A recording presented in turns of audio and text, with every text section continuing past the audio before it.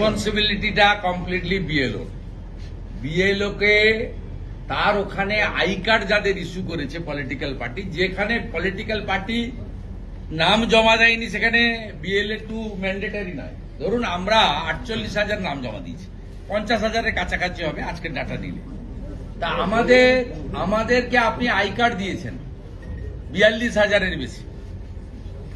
এবারে আপনি ওই বুথে 800 ভোটার আছে, সেখানে আপনি 800 ফর্ম ডিস্ট্রিবিউশন করেছেন, ফর্ম আপনাকে ডিস্ট্রিবিউট করতে হবে।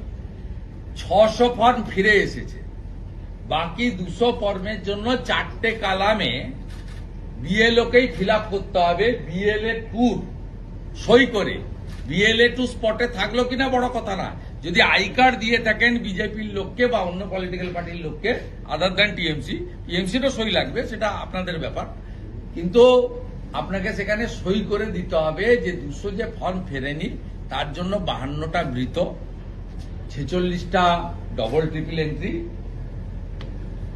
25টা শিফটিং, আর আরো 25টা বা 30টা এদের কোনো পেপারস নেই। এই যে দায়বদ্ধতাটা, এটা completely BLO-র।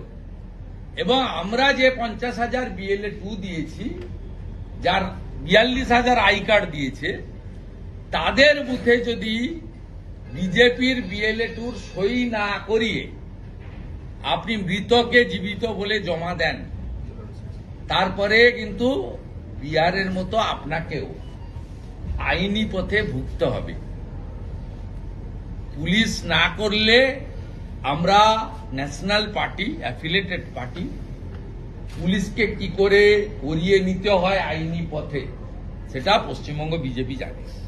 Shubhendu, one question that yesterday after the public